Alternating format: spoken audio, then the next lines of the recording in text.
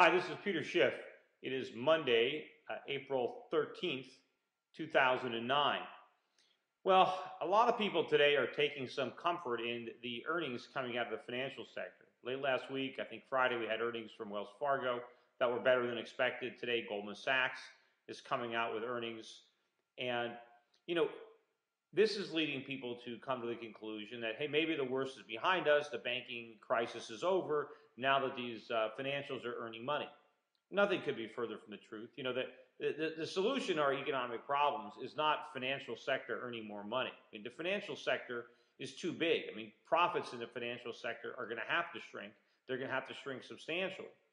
And remember, during the bubble, sure, the financials had all kinds of earnings. That was part of the problem, what they were doing to derive those earnings. And I'm sure the earnings that Goldman Sachs or Wells Fargo are coming up with now, a lot of it has to do with trading profits, certainly for Goldman, that are probably not going to get repeated in the future. But I think there's a lot of accounting tricks. There's a lot of assumptions that are being made that are probably not going to be accurate. And I think a lot of the earnings really are sowing the seeds for future losses, much the way they did a year or two ago. So I would not jump to any conclusions with respect to these numbers. It's also interesting that Goldman Sachs announced also they're doing a $5 billion capital raise. They need this money to pay back the U.S. government the TARP money.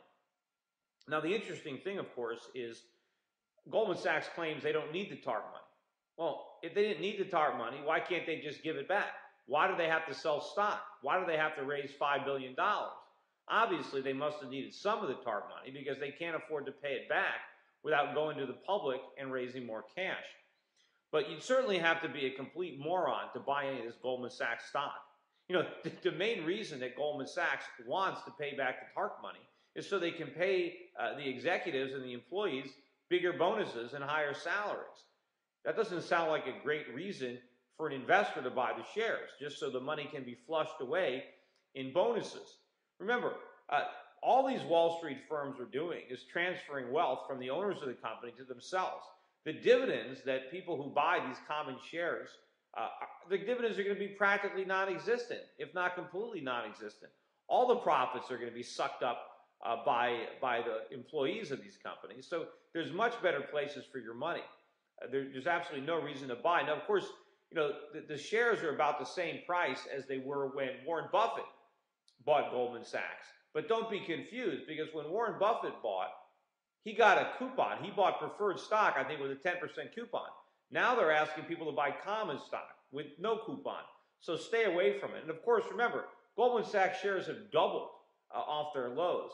And the fact that the Goldman Sachs wants to sell is probably a good indication that you shouldn't buy. If you happen to own any Goldman Sachs shares, you should sell them into this offering. Also, interesting today, look at what happened with the dollar. Look at the dollar index. It was down more than a full point. It's really beginning to break down on a chart. It's looking very top-heavy to me. Look at the Australian dollar. Surged today by about 2%. It's broken out to a multi-year high. And I think it's putting in a significant bottoming pattern. Look at some of the other metals. Look what happened with copper prices today. I think it's at a 3 or 4 or 6 month high. I'm not sure. So things are turning around, and I think ultimately as the dollar really starts to slide, that's when we're going to start to see much, much bigger problems, particularly for inflation. And tomorrow we're going to get the PPI. And everybody is talking about the fact that, inflation is not a concern at all right now, that maybe it'll be a concern in the future, but it's not a concern right now. That's all nonsense. We're creating the inflation right now. Money supply is out of control.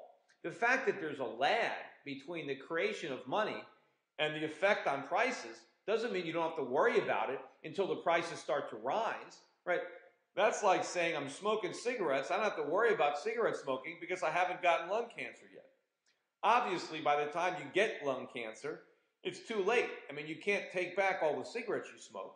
So by the time we really start to see rapid increases in the CPI and the PPI, it's too late. The time to do something about it is now, although I think we've actually passed that time. But the government is trying to convince us that we don't have to worry about it. Meanwhile, look at the price data that's coming out. Look at the numbers we got today on used car prices that are surging. Part of the reason for that, look at the data we got out of China. I think last month, China auto sales surpassed U.S. auto sales for the third consecutive month. And auto sales in China exceeded 1 million units for the first time in 1 month. Whereas in the U.S., I think our automobile sales are down about 35% year over year.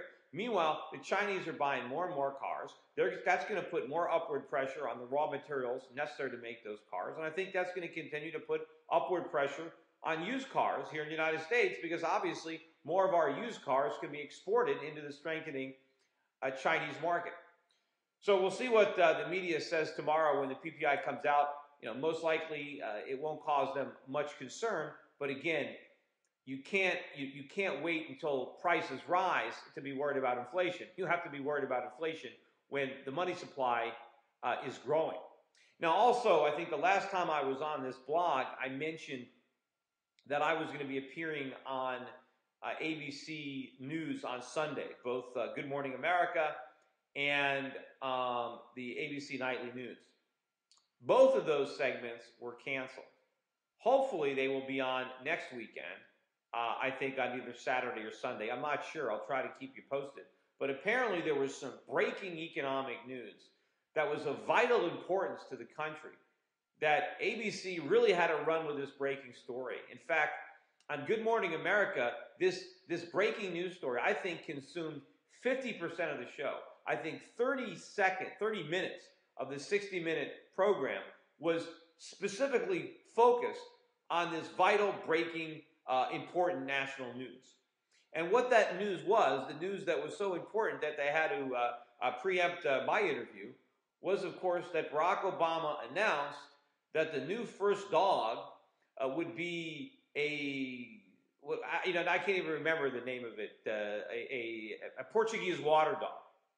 And I guess they announced this Portuguese water dog a day or two early, and it was a breaking story. And of course, they had to cover how the dog got named, where they got the dog. They had to show all the all different Portuguese water hounds, and they had to discuss the fact that why didn't the Obamas go to the pound and save a pet, but now they were going to make a contribution to the pound to show how much they care about homeless dogs. So that was the news that was so pressing and so important that who knows what other real news ended up on the cutting room floor. But hopefully I will be on ABC Evening News and the Good Morning America next week. Anyway, also one more note. I finally was able to get around to upgrading the equipment that I'm using. I bought a new computer to do these video blogs. Hopefully there is a meaningful and noticeable improvement. And I apologize to the people and thank people for bearing with me until I actually had some free time and was able to do something about the equipment. I am still working on trying to improve the quality of this video blog, and I think you'll be noticing more improvements in the coming months. Anyway, thanks for listening. So long.